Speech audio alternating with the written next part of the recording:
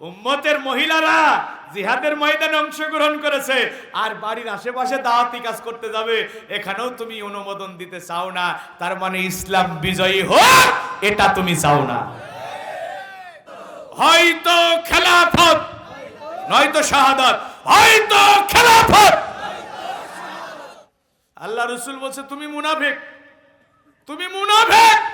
মান মাতা ওয়া লাম ইয়াগজু ওয়া লাম ইউহাদ্দিস বিহি নাফসুহু মাতা আলা শুবাতিন মিনান নিফাক।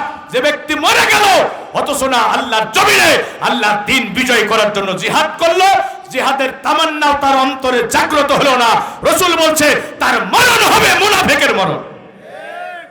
আপনারা কি মুনাফিক হয়ে মরতে চান? আপনারা কি কাফের হয়ে মরতে চান? তাহলে দ্বীন বিজয়ী করার জন্য চেষ্টা করতে রাজি আছেন? একটু আল্লাহকে দেখান, শেষবারের মতো, শেষবারের মতো আল্লাহরে দেখান। আর আল্লাহর দ্বীন বিজয় করার জন্য কারা কারা চেষ্টা করতে রাজি আছেন? হাতগুলো আল্লাহ কবুল করুন। লিল্লাহি তাকবীর, লিল্লাহি তাকবীর। দ্বীন ইসলাম, দ্বীন ইসলাম। সকল বিধান বাতিল করো, ওহির বিধান চালু করো। সকল বিধান বাতিল করো। হয়তো খেলাফত, নয়তো শাহাদাত, হয়তো খেলাফত। কি এই তামান্না আছে তো? এ ভাই, এই যে মিনাজ ভাই 100 বছর পরও মরা লাগবে কিনা? এই চাচা যান 100-200 বছর কি বাঁচতে পারবে?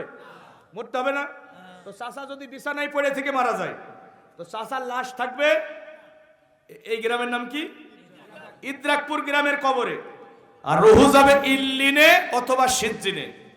আর চাচা যদি কোরআনের জন্য জীবন দিতে পারে, শহীদ হতে পারে, চাচার লাশ থাকবে এই কবরে, রুহু চলে যাবে সরাসরি জান্নাতে সবুজ পাখির ভিতরে। তো মরতেই তো হবে। তো মরণটা যদি দ্বীনের পথে হয়, শহীদি মরণ, এর চেয়ে বড় পাওয়া মুমিনের জন্য কার কিছু হতে পারে? মরতেই হবে যখন শহীদি মরণ দিও আমাকে, মরতেই হবে যখন শহীদি মরণ দিও আমাকে। শাহাদাত জানি শুধুই জীবন, সে জীবন দিও আমাকে, মরতেই হবে যখন শহীদি মরণ দিও আমাকে। যারা বলুন আল্লাহুম্মা আমিন। রক্ষকে মরণ দিও না আমায়, বিপদে মুসিবতে নিও না আমায়, এমন মরণ দিও চোখ বুঝেও জানো দেখি তোমাকে, মরতেই হবে যখন শহীদি মরণ দিও আমাকে। আল্লাহ আমাদের সবাইকে কবুল করুন। শাহাদাতের মৃত্যু কামনা করবেন, কিন্তু নামাজ পড়বেন না। কি নামাজের সামনের কাতারে থাকবে যারা, আল্লাহর জমিন আল্লাহর দ্বীন কায়েমের আন্দোলন করবে তারা। আল্লাহ আমাদের সবাইকে কবুল করুন। হাত ওঠাবো কার কাছে? ভাইরা আমার, অনেক রাত হয়ে গেছে, শীতের রাত আর কষ্ট দেব না। আমাদের বেদনার কথাগুলো কার কাছে বলবো? জোরে বলেন, জোরে বলেন। কেউ যেটা শোনে না সেটা শোনে কে? কেউ যেটা দেয় না সেটা দেয় কে? এই যে আমার ভাইরা কত কষ্ট করে এই কোরআনের বাগান সাজিয়েছে, তাদের মনের বেদনার কিছু সাহাফা আছে না? আমরা আল্লাহকে বলবো, আল্লাহ আমাদের ভাইদেরকে যেন মাফ করে দেয়। জীবনের কোন আমল যদি পছন্দ না হয়, এই কোরআনের মাহফিল যেন হাসরের ময়দানে আল্লাহ আমাদের নাজাতের ওসিলা বানিয়ে দেয়। চাচা কিছু বলবেন? দোয়া করে দেবো, দোয়া করে দেবো। ও একটা প্রশ্ন আসছে, প্রশ্নের উত্তর আমি তো ওইভাবে দিই না, তারপরে একটু পড়ে শোনাবো ভাই। আসসালামু আলাইকুম। ওয়ালাইকুম আসসালাম।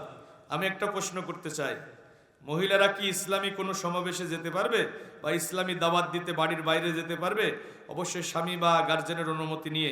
ইসলাম বিরোধী মানুষগুলো এই বিষয়ে বিতর্ক সৃষ্টি করে এলাকায় এই বিষয়ে একটু বলবেন প্লিজ।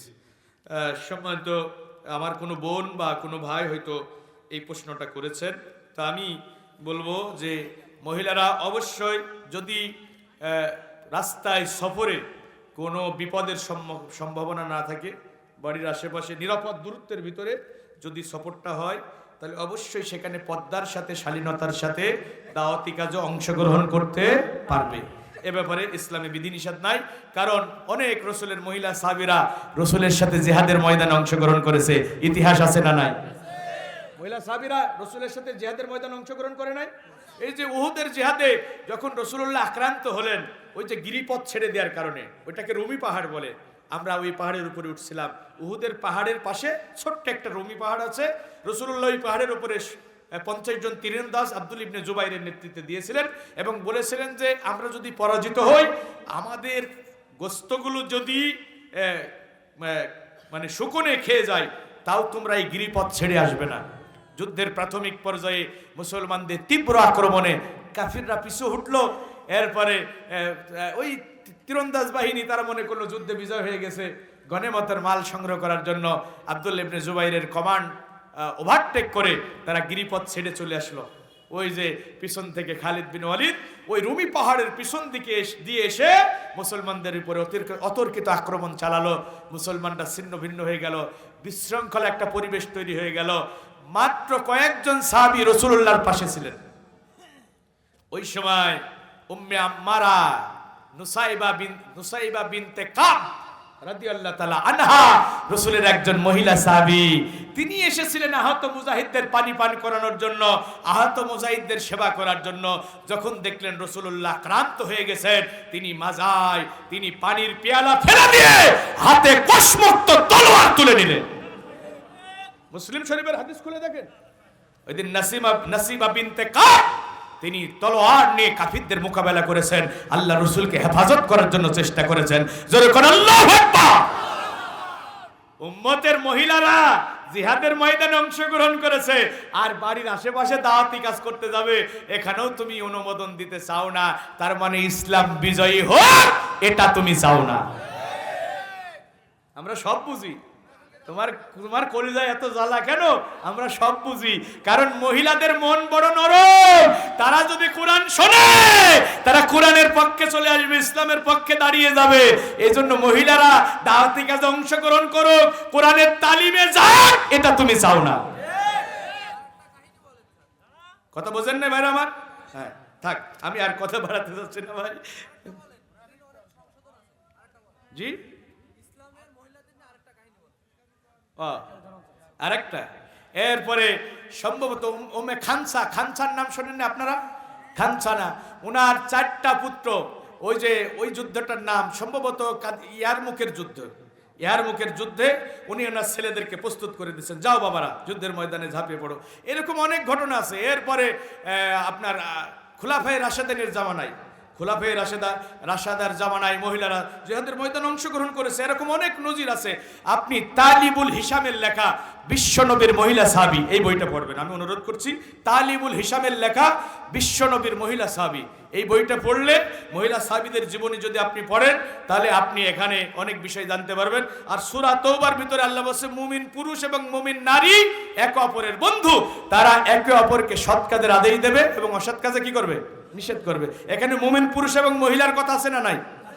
পুরুষের কথাও আছে, মহিলার কথাও আছে, যে একে অপরের সহযোগী। মুমিন পুরুষ এবং মুমিন মহিলা একে অপরের সহযোগী, তারা সৎ কাজের আদায় দেবে, অসৎ কাজে নিষেধ করবে, সালাত কায়েম করবে, যাকাত প্রদান করবে, আল্লাহ এবং রাসূলের আনুগত্য করবে। এই ঘোষণা কার? এজন্য কোরআনে যত সরাসরি দাওয়াতি কাজের, সৎ কাজের আদেশ, অসৎ কাজের নিষেধের ব্যাপারে মহিলাদেরকেও বলা হয়েছে। তবে মহিলারা সব সময় লক্ষ্য করবে যেন পর্দার খেলাপ না হয়। এই ব্যাপারে এক চুল আপোষ করা যাবে না।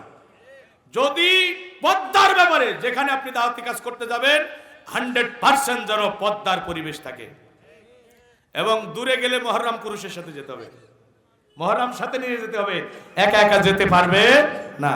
কিন্তু বাড়ির আশেপাশে নিরাপদ দূরত্বে হলে সেক্ষেত্রে ভিন্নতা আছে। তবে স্বামীর অনুমতি নিয়ে যাবেন।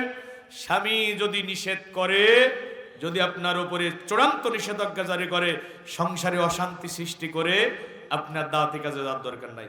স্বামীর জন্য দোয়া করবেন, তাকে বোঝাবেন যে আমি যেটা করতেছি এটা তো ভালো কাজ, তুমি তো সওয়াবের অংশ পাবা, তুমি আমারে সহযোগিতা করো। আমার প্রিয়তম স্বামী, আমার এই কাজে বাধা দিও না। তবে স্বামী নিষেধাজ্ঞা করলে সেক্ষেত্রে ভিন্ন কথা। তবে স্বামী স্ত্রী দুইজনই যদি ইসলামের জন্য কাজ করে তাহলে তো সোনাই সোহাগা।